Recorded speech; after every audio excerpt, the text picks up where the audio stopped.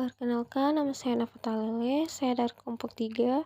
Di sini saya akan menjelaskan mengenai profil ATLM. Di sini saya akan menjelaskan mengenai pengertian profesi, ciri-ciri, standar profesi ATLM, tupoksi ATLM, kewajiban, dan peluang kerja ATLM. Yang pertama, profesi.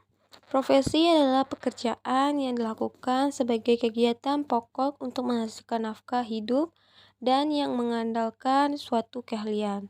Istilah profesi adalah suatu hal yang berkaitan dengan jenis pekerjaan yang sangat dipengaruhi oleh pendidikan dan keahlian. Sehingga banyak orang yang bekerja tetapi belum tentu dikatakan memiliki profesi yang sesuai. Kemudian, profesi kesehatan. Profesi dengan pekerjaan yang memerlukan pendidikan dan pelatihan tertentu atau bidang kesehatan. Yang kedua, pendidikan sesuai standar.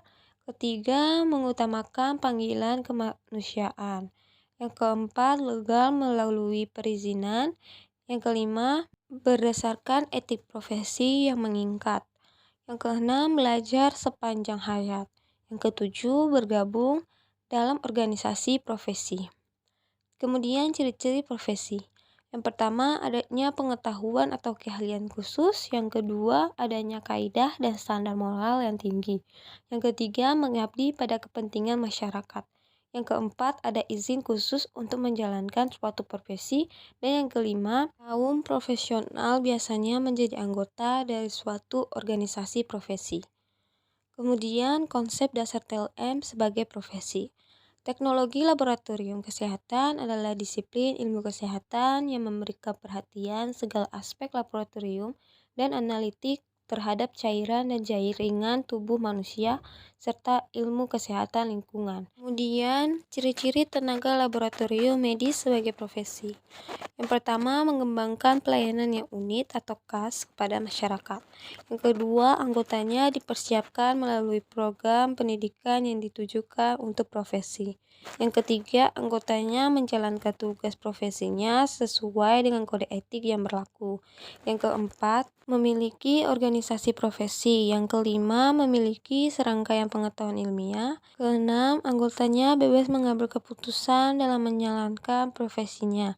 Yang ketujuh, anggotanya wajar menerima imbalan jasa atau pelayanan yang diberikan. Kemudian, pengertian standar profesi ATLM merupakan batas kemampuan minimal ahli teknologi laboratorium medik berdasarkan ilmu pengetahuan, keterampilan, dan sikap profesional yang harus dikuasai dalam memiliki untuk dapat melakukan kegiatan profesionalnya pada masyarakat secara mandiri. Kemudian, manfaat standar profesi ATLM. Bagi pengguna tenaga ATLM dengan standar profesi ATLM, Kemenkes dan Dinas Kesehatan sebagai pihak yang akan memberikan lisensi atau izin kerja dapat mengetahui kompetensi apa yang telah dikuasai oleh seorang ahli teknologi laboratorium medis. Dan bagi pengguna lainnya dapat menentukan kompetensi apa yang ditambahkan sesuai dengan kebutuhan spesifik di tempat kerja. Kemudian, tupoksi ATLM. Tugas pokok ahli teknologi laboratorium kesehatan adalah melaksanakan pelayanan laboratorium kesehatan meliputi bidang hematologi, kimia klinik, mikrobiologi, murologi, serologi, toksilogi, kimia lingkungan, patologi, anatomi histopatologi, histokimia, imupatologi, patomologi molekuler, dan biologi dan fisika. Kemudian, kewajiban terhadap profesi. Yang pertama, setiap ATLM harus menjunjung tinggi serta memelihara martabat, kehormatan profesi, menjaga integritas, kejujuran, serta dipercayakan, produktif, efektif, efisien, peduli terhadap tugas dan lingkungan. Yang kedua, setiap ATLM berkewajiban menjunjung tinggi norma-norma dan nilai luhur dalam kehidupan dalam menyelenggarakan praktik profesional. Yang ketiga, setiap ATLM harus melakukan pekerjaan profesinya sesuai dengan standar prosedur operasional standar keselamatan kerja yang berlaku dalam kode etik profesional.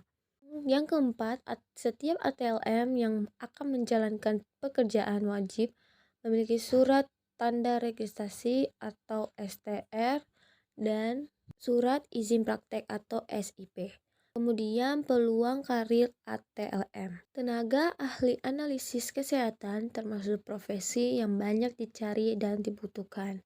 Selain bekerja di rumah sakit, kamu juga berpeluang bekerja di Badan Pengawasan Obat dan Makanan atau BPOM, perusahaan makanan dan minuman, serta instansi pemerintah lainnya di bidang kesehatan. Sekian dari penjelasan saya, semoga bermanfaat. Terima kasih.